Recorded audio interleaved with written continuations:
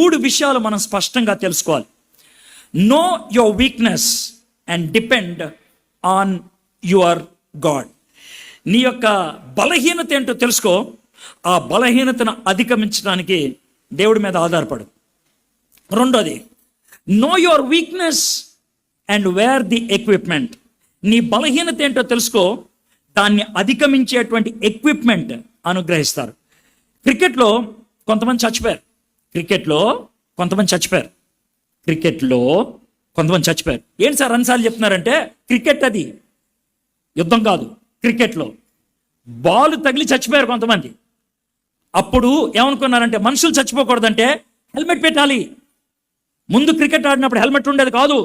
Helmet వచ్చిన తర్వాత తుంటి ఎముక ఇరిగిపోవడం మొదలు పెట్టింది, అందుకే ప్యాడ్లు వచ్చాయి. తర్వాత పైన తొడకి దెబ్బలు తాగటం మొదలు పెట్టింది, టై ప్యాడ్ వచ్చింది. కడుపు పగిలిపోయే పరిస్థితి వచ్చింది, అబ్డామిన్ ప్యాడ్ వచ్చింది. ఇక్కడ ఆమ్ ఇరిగిపోయే పరిస్థితి వచ్చింది, ఆమ్ గార్డ్ వచ్చింది. మొహానికి తగిలితే ముఖం పగిలిపోయి రక్తం కారి చచ్చిపోయిన వాళ్ళు ఉన్నారు, అందుకనే వైజర్ పెట్టడం మొదలు పెట్టారు. వాళ్ళు ఎక్కడెక్కడైతే బంతి తగులుద్ది అనుకున్నారో అక్కడ అన్ని కూడా ప్రొటెక్షన్ ఇచ్చారు. దేవుడికి సాతానుడు ఎక్కడెక్కడ కొడతాడో తెలుసు, అందుకనే ఎక్విప్మెంట్ ఇచ్చాడు మనకి. ఎక్విప్మెంట్ లేకపోతే నీ మీద జాలి ఉంటుంది. ఎక్విప్మెంట్ ఉండి ఉపయోగించకపోతే నీ అంత పిచ్చోడు, నీ అంత పిచ్చిది ఎవరు లేదంటారు. So know your equipment. నీకున్నటువంటి సామాగ్రి ఏంటి, దేవుడు అనుగ్రహించినటువంటి సామాగ్రి ఏంటి తెలుసుకో. మొదట శత్రువు, రెండోది సామాను, మూడోది ఆ సామాను వినియోగించడానికి దేవుడే శక్తినిస్తాడు, వాడటానికి దేవుడే శక్తినిస్తాడు. ఇవి మనము తెలుసుకోవాల్సినటువంటి పరిస్థితి ఉన్నది. అయితే చాలా బాధాకరమైన విషయం ఏంటంటే, చాలా బాధాకరమైన విషయం, ఎఫెసీయులకు రాసిన పత్రిక 6వ అధ్యాయం 10 నుంచి 20 దాకా నేను గత 30 సంవత్సరాలుగా అనేక మీటింగ్స్కి వెళ్ళాను. నేను కూడా అంత ఎక్కువ మాట్లాడలేదు. నన్ను కూడా కలుపుకుంటున్నాను. I'm including myself. నన్ను కూడా నేను కలుపుకుంటున్నాను.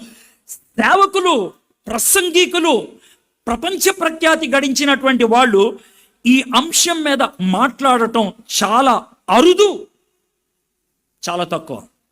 ఎందుకని? మళ్ళీ నిన్నెవరైనా పిలవాలంటే ఆశీర్వాదం మీద మాట్లాడాలి. మళ్ళీ నిన్ను ఎవరైనా పిలవాలంటే దీవెనల మీద మాట్లాడాలి. మళ్ళీ నిన్నెవరైనా పిలవాలంటే కనుక నేను అద్భుతాల మీద మాట్లాడాలి. దేవుడు నీకు శక్తిని అనుగ్రహిస్తాడు, దేవుడు నీకు భద్రతను అనుగ్రహిస్తాడు, ఇవి చెప్పాలి. కానీ సాతానుడు నిన్ను అటాక్ చేస్తాడంటే మళ్ళీ ఎందుకు పిలుస్తారండి? పిలవరు. అందుకనే దీని మీద ఎవరు మాట్లాడరు, చాలా అరుదుగా మాట్లాడుతూ ఉంటారు. ఇంకా చాలామంది పాస్టర్లు యుద్ధం ఒక విధంగా చెప్పాలంటే, వేరే వాళ్ళ యుద్ధం నేను చేస్తా అంటారు. డైరెక్ట్గా చెప్పేస్తారు, నేను యుద్ధం చేస్తా, నీ తరపున యుద్ధం చేస్తా, మీరు రిలాక్స్ అయిపోండి, మీరు టెన్షన్ పడద్దు అని అంటారు. యేసు ప్రభు చెయ్యను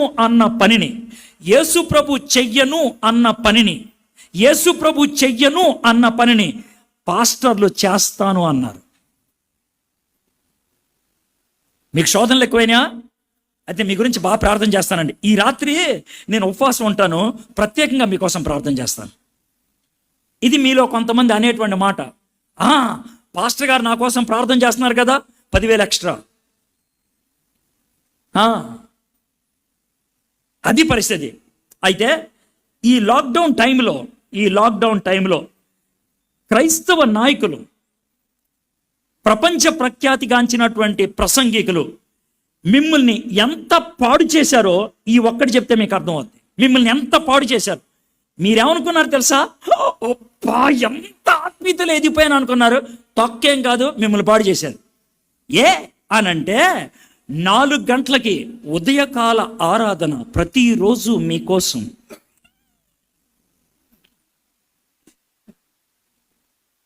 నాలుగు గంటల నుంచి 6 గంటల దాకా ప్రతిరోజు నేరుగా మీతో దేవుని వాక్యం, దినాన్ని దేవుని వాక్యంతో మొదలు పెట్టండి. దేవుని వాక్యం ఆయన ధ్యానం చేస్తాడంట, శక్తి నీకు వస్తుందంట.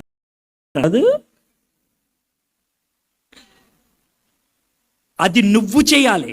నువ్వు చేయాలి. అదే పాస్టర్గా చేయాల్సిందే. పాస్టర్ నీ కోసంగా చేయాల్సింది. ప్రతిరోజు పొద్దున్నే 4 గంటలకు నీకు వాక్యం నేను బోధిస్తాను అని అంటే నువ్వు చదవక్కర్లా, నువ్వు జూమ్ ఆన్ చేసి కూర్చుంటే చాలు, స్ట్రైట్గా వెళ్ళిపోతుంది. నీ వయసు ఎంతమ్మా? 42. అవునా, లాక్టోజన్ 2 ఇస్తానే నీకు. నీ వయసు ఎంతయా? అమ్మా నాకు 52. అవునా, మీకు లాక్టోజన్ 2 ఎక్కదు కానీ లాక్టోజన్ 1 ఇస్తానే. స్పూన్లో నీళ్లు కలిపి పిసికి పిసికి ఆయన నీ నోట్లో పెడతా. ఇంత టేస్ట్ ఉందో తెలుసా? అప్పుడు చపాతీలు పెడుతుంది, నవ్వులి నవ్వులి నొప్పి వస్తుంది. ఈయనైతే ఉడుక్కమని మింగేయచ్చు. மேடம் மேடம் உங்களை தான் மேடம். நில்லுங்க மேடம், என்னாச்சு?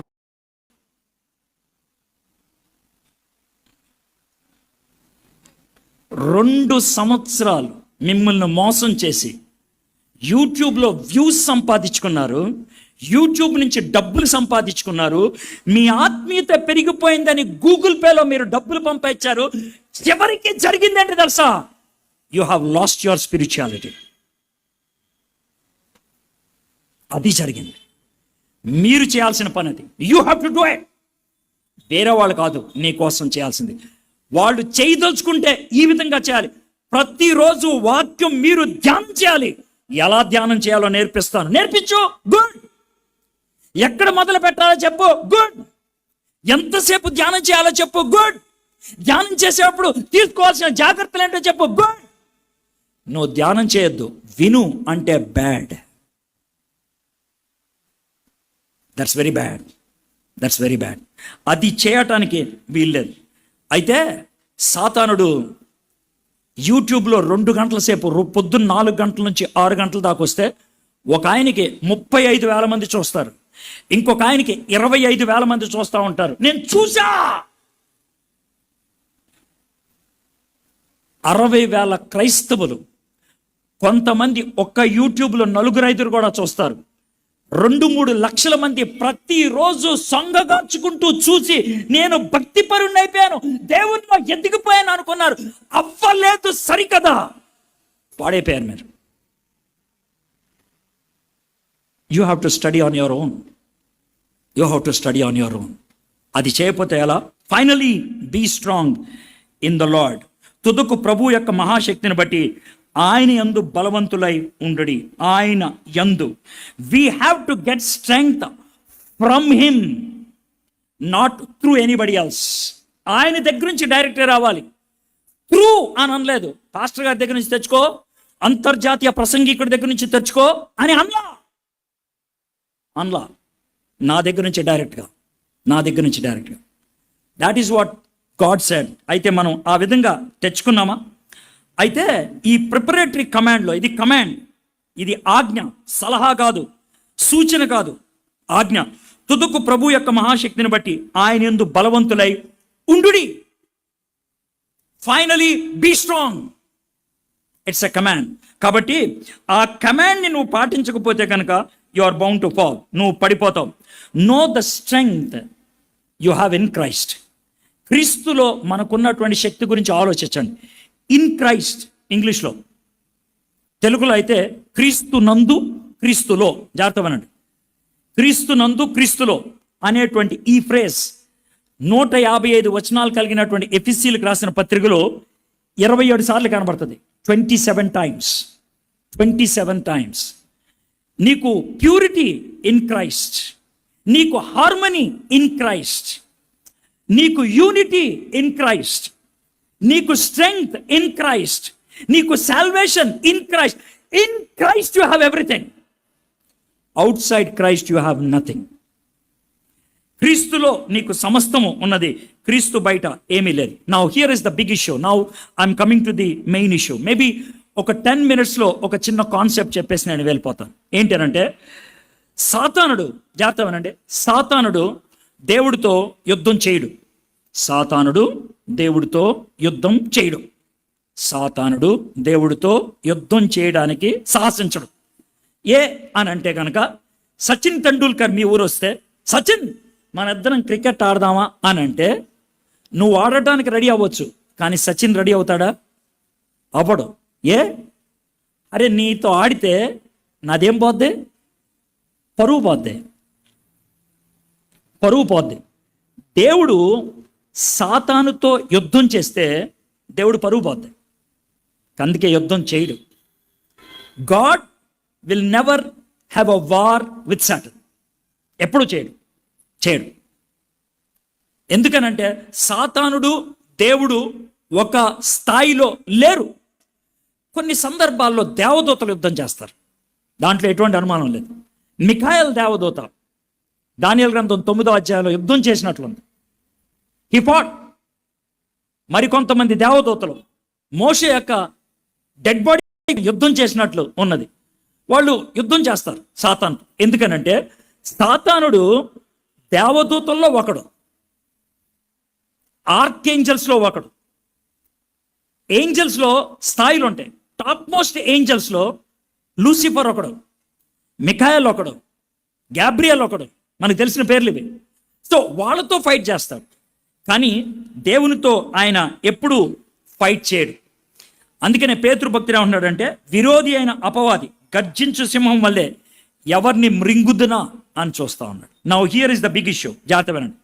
సాతాను దేవుడితో యుద్ధం చేయడు, ఎందుకంటే సాతానుడికి దేవుడికి మ్యాచ్ కాదు. మరి ఇంకెవరితో యుద్ధం చేస్తాడు? మనతో చేస్తాడు. నేను ఇప్పుడు చిన్న విషయం చెప్తాను. మనం సాతానుతో యుద్ధం చేయాలి.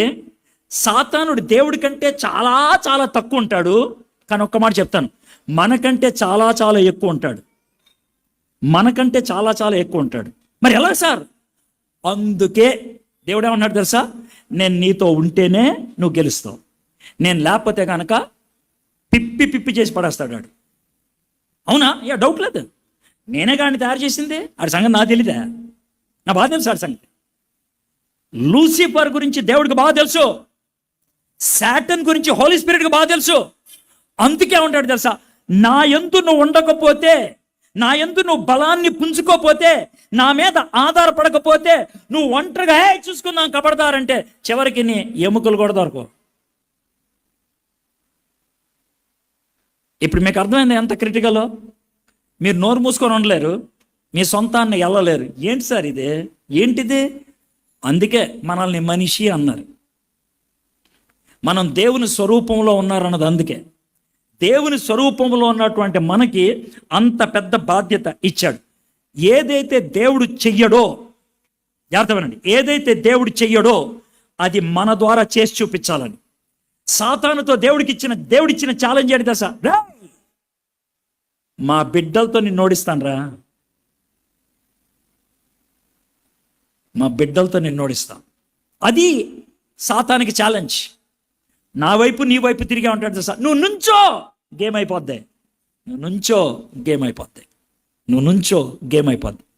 మనలో చాలామంది సాతాను చూసి భయపడి దేవుడు కనబడట్లేదు అనేటువంటి భ్రమలో గేమ్ వదిలేసి వెళ్ళిపోతాం. దేవునికి ఏం చేయాలో అర్థం కాదు. వీడు నిలబడితే కదా నేను ఏమన్నా చేయగలిగేది అని అంటూ ఉంటాడు.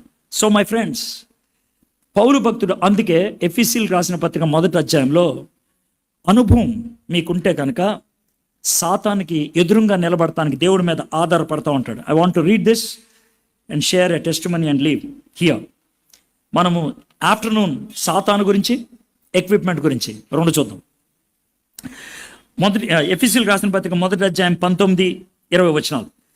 ఆయన క్రీస్తునందు వినియోగపరిచిన బలాతిశయమును బట్టి విశ్వసించు మన యందు ఆయన చూపుచున్న తన శక్తి యొక్క అపరిమితమైన మహత్కార్యం ఎట్టిదో మీరు తెలుసుకోని వలనని మన ప్రభువైన యేసుక్రీస్తు యొక్క దేవుడైన మహిమ స్వరూపియగు తండ్రి తన్ను తెలుసుకొనుటే యందు మీకు జ్ఞానమును ప్రత్యక్షతను గల మనస్సు అనుగ్రహించినట్లు నేను నా ప్రార్థనల యందు మిమ్మల్ని గురించి విజ్ఞాపన చేర్చును.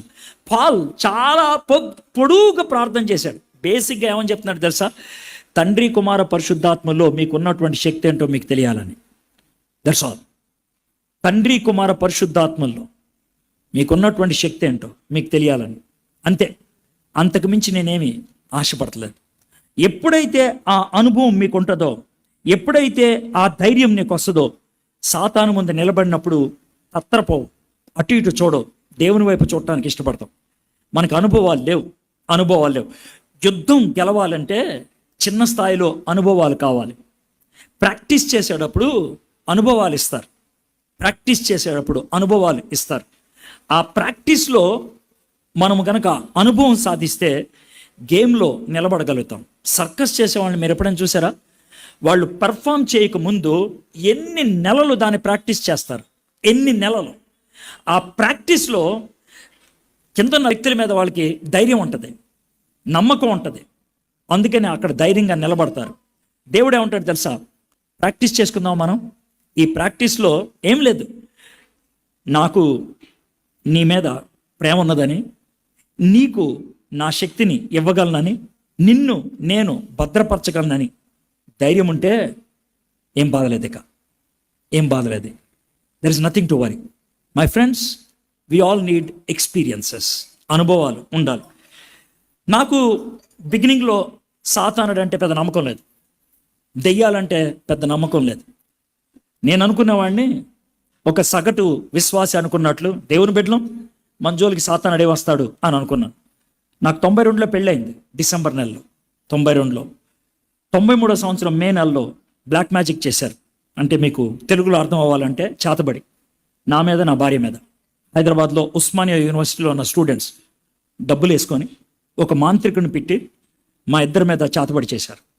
4 రోజుల్లో మేమిద్దరం చచ్చిపోవాలి, అది వాళ్ళ టార్గెట్.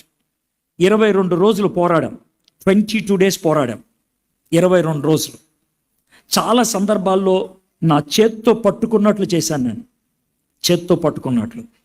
చాలాసార్లు సాతాను కళ్ళు డైరెక్ట్గా చూశాను నేను, 22 days.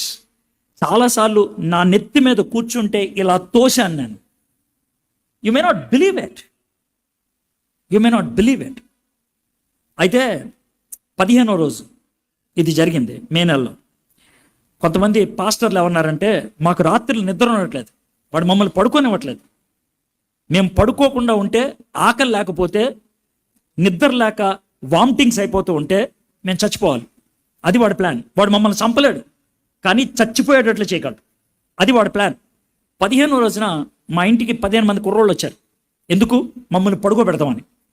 సో వాళ్ళ ప్లాన్ ఏంటంటే, ఒక బ్యాచ్ 9 గంటల నుంచి 12 గంటల దాకా ప్రార్థన చేస్తారు, ఇంకో బ్యాచ్ 12 గంటల నుంచి 3 గంటల దాకా ప్రార్థన చేస్తారు. ఇది వాళ్ళ యొక్క ప్లాన్. 9 గంటల నుంచి 12 గంటల దాకా ఒక బ్యాచ్ ప్రార్థన చేశారు. మేము నిద్రపోతున్నాం పక్కనే, వాళ్ళ పక్కనే. 12 గంటలకి ఒక బ్యాచ్ అయిపోయింది కదా, కొద్దిసేపు పిచ్చాపాటి మాట్లాడుకుంటున్నారు. అప్పుడు మేము ఇద్దరం లేచాం. నా వైఫ్తో అన్నాను, వెళ్ళి కొంచెం టీ కాసుకొని రా అని. ఆమె వెళ్ళి టీ కాసుకొని వస్తుంది.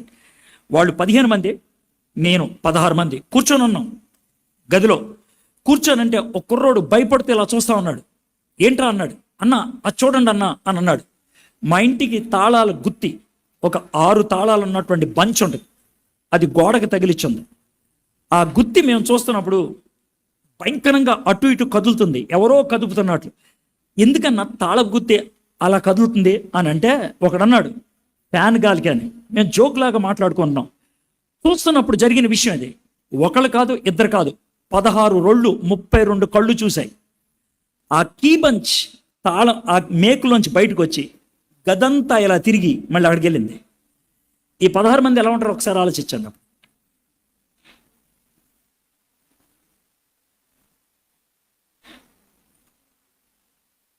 That is Satan. ప్రార్థన చేయమంటారా? ప్రార్థన చేయకుండా క్లోజ్ చేస్తే బాగుంటుందా? ఫర్ ఎ చేంజ్ ప్రార్థన లేకుండా వదిలేస్తా, మీరు చూసుకోండి. God bless you.